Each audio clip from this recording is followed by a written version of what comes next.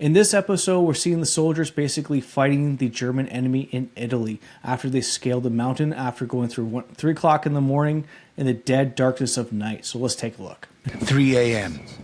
The squad has reached the cliffs, and they too are about to have a moment of near catastrophe.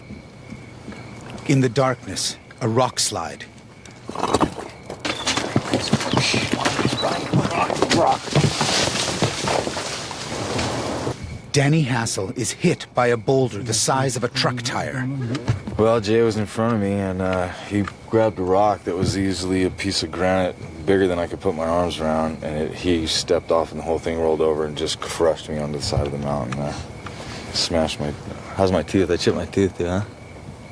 That's a pretty hard person that he's able to take a full piece of granite and be crushed on his face, take a chipped tooth, and then just keep on scaling the mountain. Like, you wouldn't think that these kind of people will actually exist in the world, but like there's a lot of like really tough guys in the American military as well as the Canadian Armed Forces as well, and obviously all the other forces around, maybe the British Commonwealth, if you will. I worked with a lot of Brits as well as individuals from New Zealand and Australia, and they've been just like amazing people and like ready to fight no matter what. So the very, very proud heritage, in my opinion, and I don't think this is going to stop anytime soon.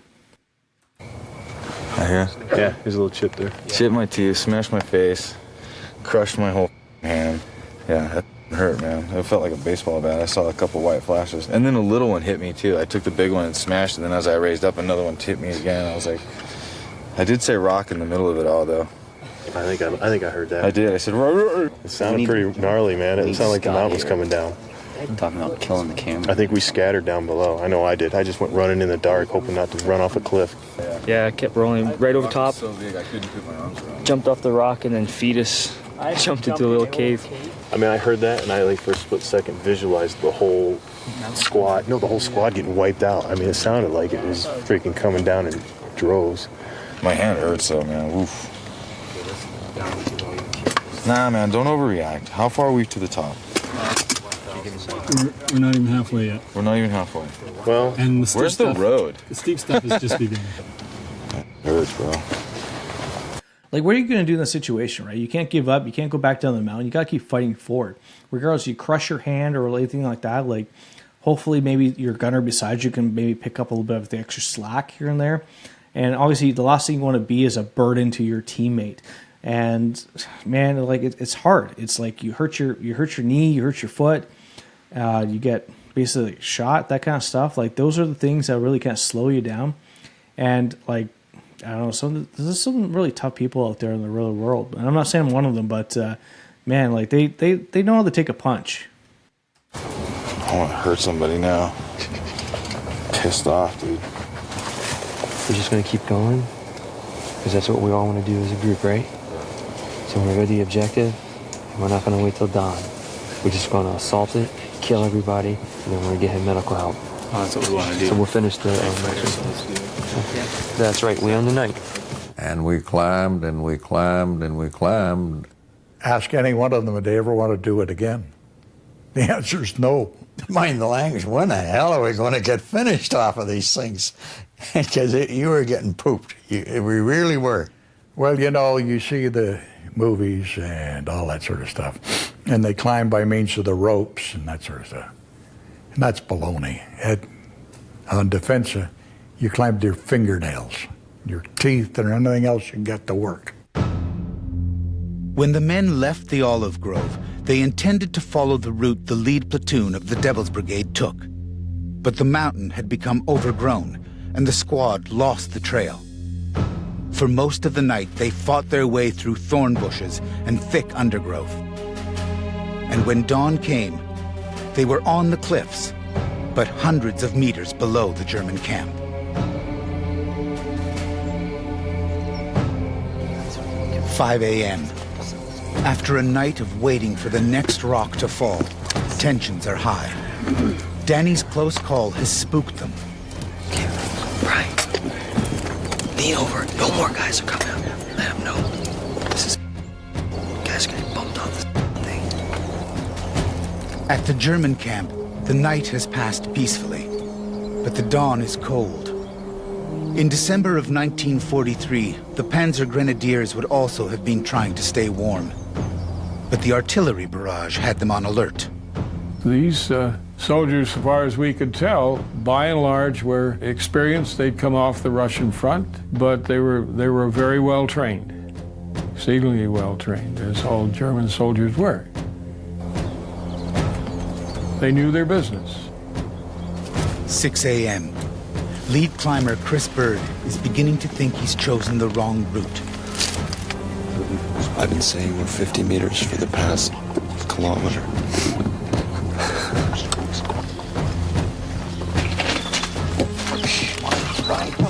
Rock.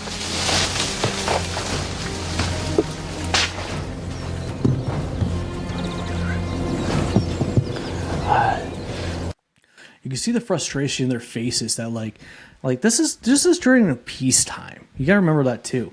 And I think that like maybe a little bit of the mentality of the men is that like this isn't real. This is kind of like bullshit. This is like something that could maybe get them hurt. Maybe they can't go back to their unit. It might end their actual professional career, things like that. And obviously it'd be a little bit more different if it was just like actual real time situations. And obviously it's like this got to be filmed. It was a documentary. Like let's put it that way, right? But if this was real life and you didn't have a choice, you had to scale that mountain. I think the best analogy was to burn all the boats. And burning all the boats means there's no way. So that was like a great quote from basically, like, I can't remember where it's from, but it's maybe like a Roman Empire or like a Viking thing where basically is that if you were to burn all the boats, you had no way to escape. So like the soldiers basically had no choice. There's no backup. There's no emergency to get the heck out of there. That was it. You burnt your boats. So you are driven to conquer. You are now driving yourself up that mountain. You're driving yourself to kill that enemy because at the end of the day, you know that it's either you or them, and that's it. You have no second options. Your only option is to scale and kill that enemy. So when you burn all your boats in real life, it's going to like basically give you the greatest success you're ever going to have. I think this route would be really good for some competent climbers. However, I don't count myself right now as a competent climber. Between my fear of heights and my inexperience on the rocks, this is gonna suck.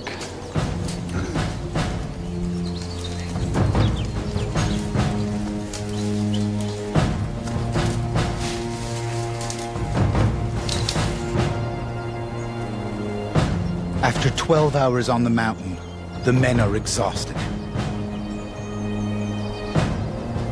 They've climbed almost 3,000 feet, and there's at least one more peak to scale before they reach the saucer.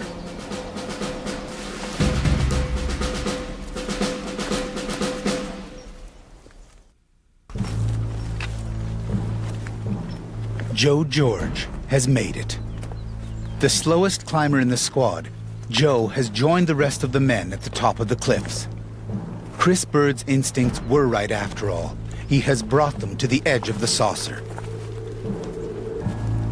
And now these men can do what Special Forces soldiers do best: stalk the enemy.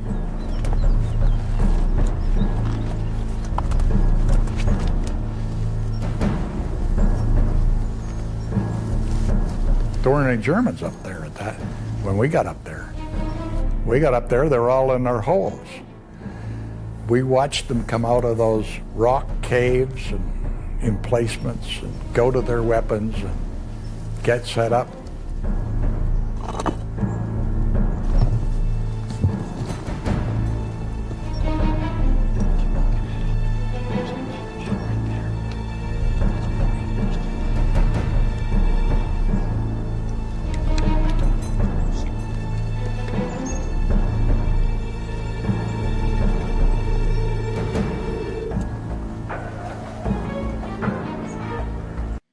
If everybody knows what they're saying, please write down in the comments because I'm very curious. Like, I don't know. My wife tries to talk to me like that all the time, like tell me what to do, and I just have no idea what she's saying. So, despite having like lots of experience in the military, I have no idea what the hell she's saying. Write down in the comments.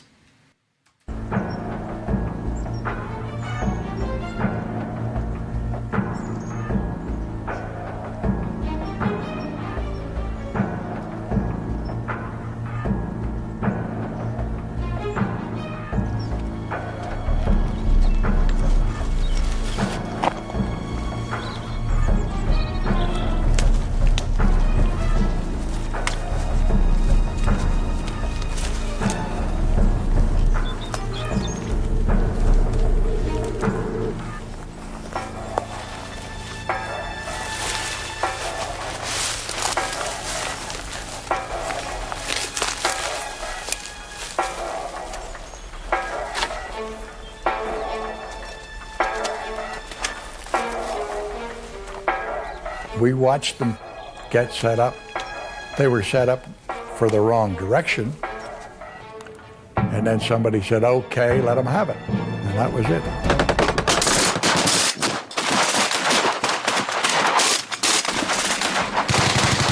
Different men have different reactions. My reaction was I got a coppery taste in my mouth.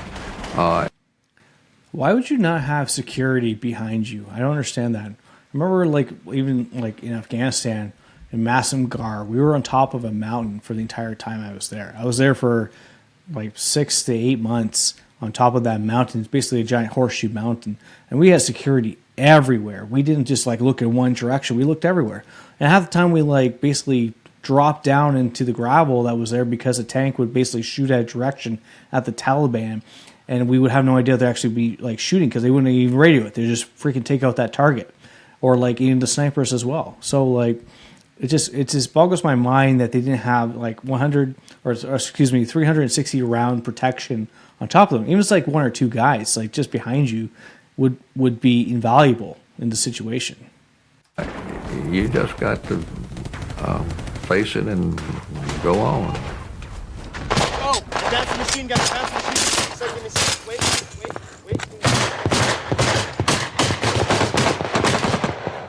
You guys got nothing. We gotta move. Come on, let's go. And all this ammunition was coming at you. Yeah, I had some sobering moments when I heard that stuff coming in at me. Yeah, I wish I could get the hell out of here. This is no fun. We were trying very hard to protect ourselves, and there was nowhere to dig a hole. You couldn't dig holes up there. And I think the only way I got over it was action. I did something. And as soon as you start to do something, your fear dissipates. Sergeant John Dawson told me, take your machine gun and move it over and start firing over at that other ridge. And on my way over, carrying my machine gun, that's when I got hit in the thigh. I said, Sergeant, I've been hit by a rock. And he came over, he said, you dumb. He said, you've been hit by machine gun fire. Well, everything was going on. Machine guns. They had about 3 machine gun positions, and we were trying to get the one out. And I was trying to find this guy that kept ducking in and out of behind the rocks and try and pick him at the right time. But he got it, but I don't know whether it was me or not because there's so much going on. That's always the haziness of war. It's you think when you're watching this on a movie that they just have infinite ammo, and they don't. When I was overseas, I didn't have infinite ammo, and depending on what I was wearing that day, if I was a machine gunner one day or was a rifleman the next, it always depended because I want to be able to change my kit on whatever the task was. If I was looking for IEDs, things like that, I want to be a rifleman. If I was going to be a section support person, I want to have my submachine gun as an example. And I always make sure there's always tactical within that. But when you're stuck in a position in a firefight, you always assume that you just haven't been able. We're fortunate enough today that we have 30 round magazines as an example. They had 7. They had 8 round if they were lucky. Maybe 1 in the chamber. And that would dissipate extremely quickly, especially in a firefight if you're lucky enough to keep on fighting. And you think that this will last on for hours and hours and hours, but without resupply, it's going to be gone because majority of the time you could be missing or you're not going to be hitting the target. If you do hit the target, you're lucky. And you don't know how many actual people you're actually fighting against or how far they are or if you're actually hitting that person. There's so much fog of war is what they call it that you just say, you don't know if you hit that person or not. You don't know if it's an actual confirmed kill. And it's the last thing you need is to be re-ambushed because you're running out of fucking ammo. So anyways, you need to conserve your ammo. And you need to make sure that there's always firing going down range, but you always also need to make sure that you're the section attack that's getting closer and closer and closer so that you can actually take out that target. So swallow that one.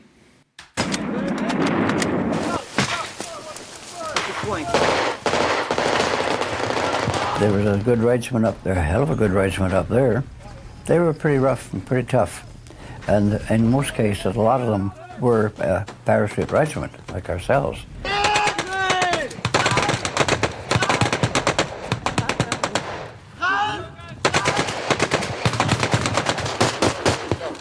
What do you got? What do you mean? You got no weapon? Machine gun right there. Does that work? Come on, come on, come on, come on. Let's go.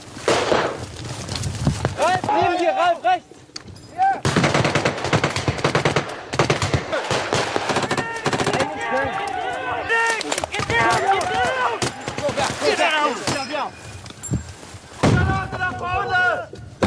Chaos to the extent that you only knew what was going on in your particular immediate area. You had an objective and you worked towards that objective.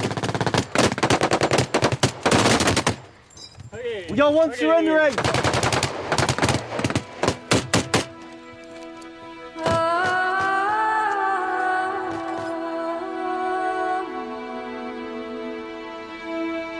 It took the Devil's Brigade about 2 hours to overrun the saucer.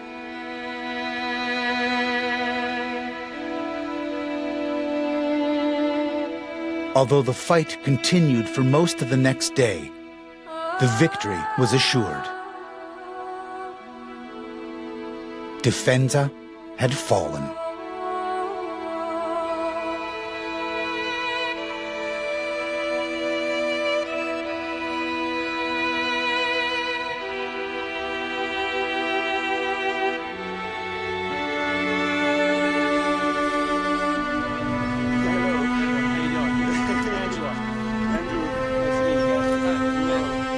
For these soldiers, this is a time to recognize new friends in the uniform of old enemies. Wait.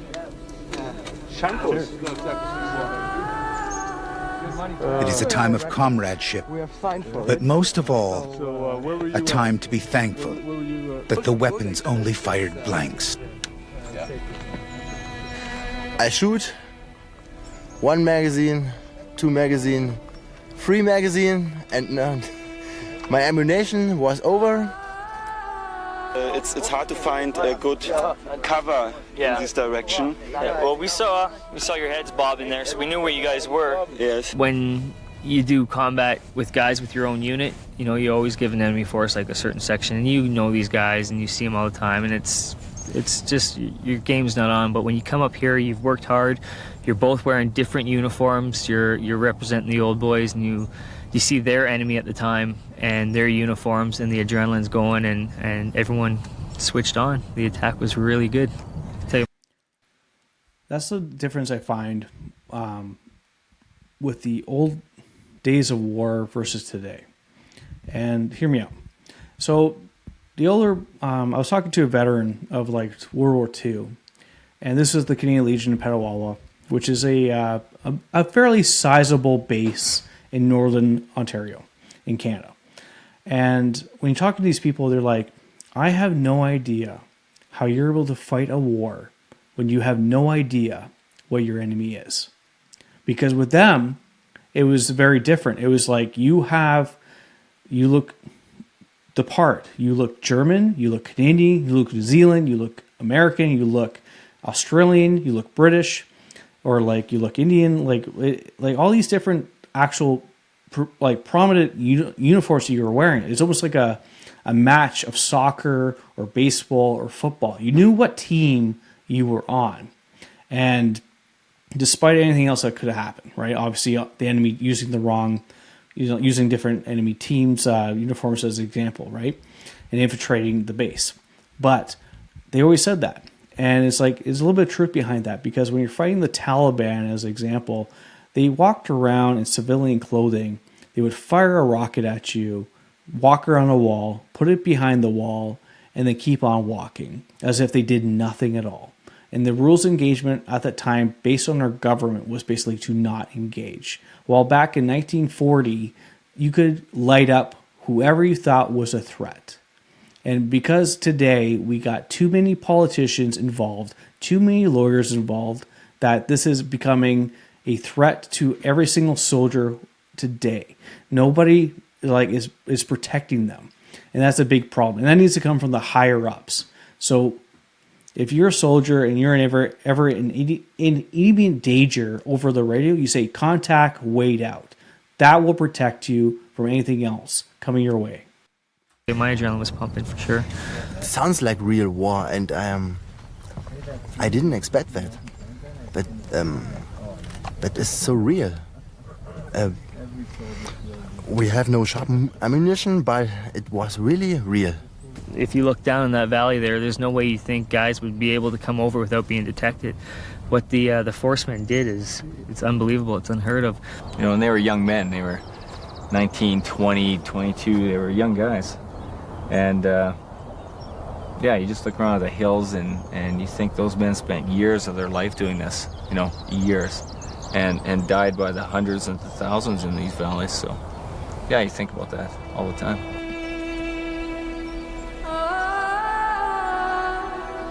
"60 years after the storming of Mount Defensa, the saucer has once again become a pasture, the domain of shepherds, not soldiers.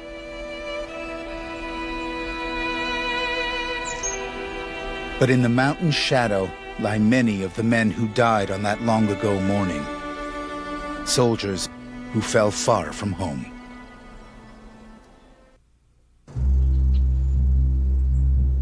The soldiers of the 1st Special Service Force who lie at the foot of Mount Defensa have become a legend, and the world remembers that legend. Those who survived remember the men like Tom McWilliam, a school teacher from New Brunswick. Tom McWilliam was a lieutenant colonel who commanded the 1st Battalion. Stu Hunt was his bodyguard. Guy that's leading, reading maps and all this sort of stuff, can't protect himself. I was very young, and so I think Colonel McWilliam said, "Come on, kid, come with me, I'll take care of you." Pulled me out of a company. He said, "You're my bodyguard." Newly married, McWilliam's wife Harriet had written with news of her pregnancy. The letter arrived the day before the Defensa attack. But only American troops received mail that day. Tom McWilliam went into battle unaware of the news from home. The main battle moved off to the right, maybe a couple of 100 yards. McWilliam said, "We've got to get over to where the last of the Germans are to get at them." We got part way across, they dropped the bomb on them. Yeah, I sort of went this way and he went that way. I knew he was dead. I mean, this is not something where you got to check the pulse like they do in the movies.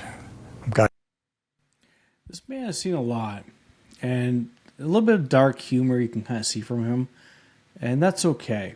Dark humor is something that like a lot of soldiers try to cope with certain situations, and that means that like they try their best to kind of say like, this situation is shit, but we're trying to see a little bit of the light of that dark tunnel. Because if you just let this kind of like encapsulate you and just let you just stew with you, it's going to really hurt you. And I think that's a lot of issues that we have today with PTSD. And maybe I'll do a video down the road about that if anybody's interested. But yeah, you can definitely see like the hardness. You can see in his eyes that like he's seen a lot of shit. And like you can kind of tell the difference between somebody who's just blowing smoke out of their ass and somebody who's trying to like hide that pain. And like you just know that they maybe just deal with it themselves, that they're more comfortable dealing with themselves than anything else. So anyways, if you served and you've seen somebody in this kind of situation, always do a buddy check, always make sure they're okay, and just make sure that they know that somebody is like on their six and that you are also looking after them. I get hit with a close mortar bomb in the open, you don't need to look for a pulse.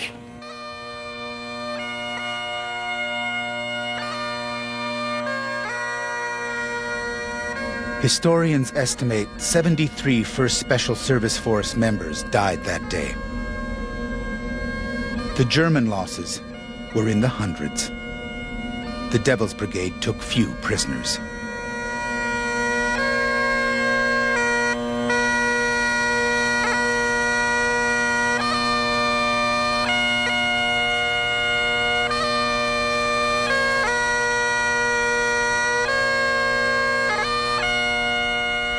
Under the silent watch of the storied Monte Cassino, this squad of American and Canadian soldiers have come to pay respects to the fallen.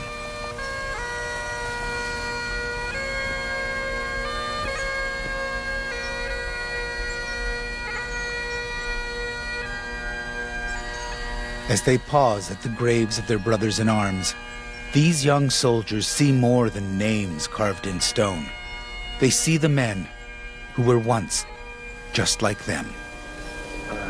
I think I'm going to speak for most of the guys when I say this. My voice is quivering. It's overwhelming. I mean, we got to walk in their footsteps. Very little that it was, in those 3 weeks before coming here to the mission in Italy. And standing here is, it's heavy. It's heavy on my heart. I started off by just reading the names and the regiments and stuff they're from. Then I started reading how old they were in the comments at the bottom, and most of them are the same as I was. Like, the average age, I think, was early 20s, and I've seen a couple 19, a couple 20, and that's me, There's a lot of comments on the bottom. A lot of them had wives, and it's sad.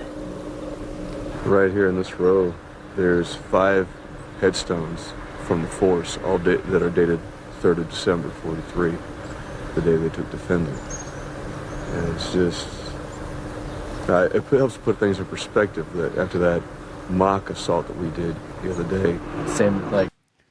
I think Americans are really good at showing a little bit of patriotism towards their fallen, like for the soldiers and things like that. I'm sure the VA could do a hell lot better to help support the ones who didn't die, who didn't perish, make sure they're okay, that they can live a normal life for the sacrifice that they did in the U.S. In Canada, we got a lot. We have a lot to learn. I know for myself, as an example, and it's kind of funny and it's kind of sad at the same time, where, like, I have a veteran's plate, as an example. I have a poppy on it, and the poppy is very, like, for the Commonwealth, that's the symbol, right? It's a red flower, and in Flanders Field, the poppies grow, right? So that's on my truck. So whenever I look, whenever I drive around and I like just do day-to-day shopping, people see me in my truck and they kind of like give me a look. They kind of like, they look at my poppy, look at me, and be like, okay. But then sometimes my father-in-law, and bless him, he has a couple of gray hairs. He'll drive that truck around because he needs it, whatever. I love to help him, love to own the truck to him. It's a family truck, in my opinion. That's why we have a truck. Thank you for your service, sir. Thank you so much. And he's so humble. He's just like, yeah, like it's my, it's my son-in-law's truck. And I think a lot of people in Canada are really awful at thanking a soldier in general. They assume that everybody who is a soldier or who is a veteran is 60, 70, 80 years old from World War II, from Korea.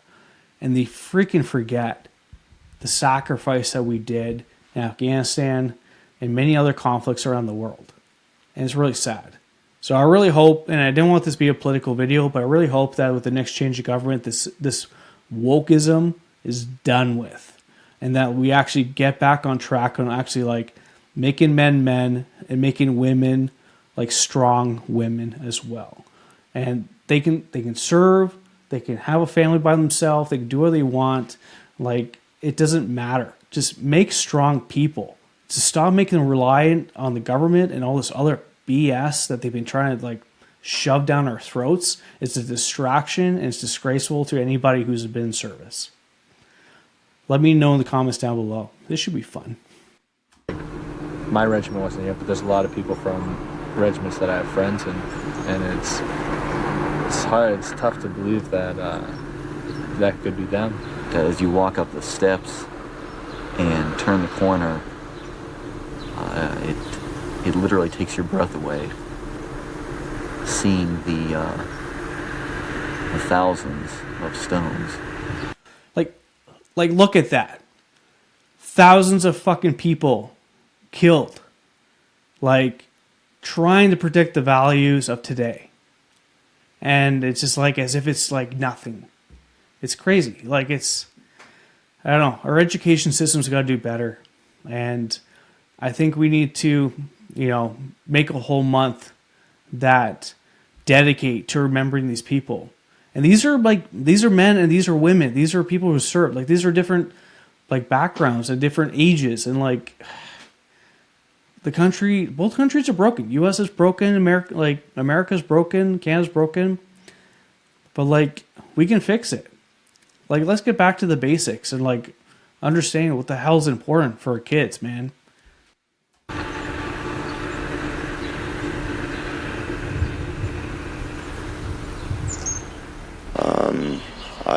I can't really comprehend or even begin to comprehend what the force would have went through going up there under fire. It's kind of... it just hits home. And, okay, next question. When we sit here in the Leary Valley, in this grave,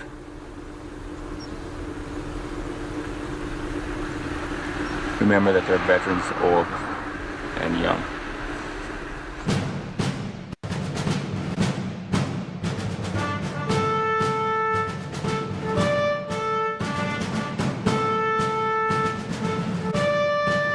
Almost a year to the day after the victory at Mount Defensa, the 1st Special Service Force held its final parade. The Devil's Brigade was no more. The military bureaucracy decided Canada's best trained troops ever could better be used as replacements. As they left the field, the Canadians saluted their American comrades and quietly vowed never to forget. Those that I remember, and we remember a lot of them. You couldn't find any better no matter where you looked. We're proud to have borne the colors of the 1st Special Service Force. You kind of can't believe you were stupid enough to get involved, but as most people say, if they needed me now, I'd go. I mean, you don't learn a hell of a lot, even after 60 years. I don't think, well, we're not looking for riches or money or medals, because we was doing what we thought was important to save our country and the peace that we enjoy. And you'd be surprised what a simple thank you means.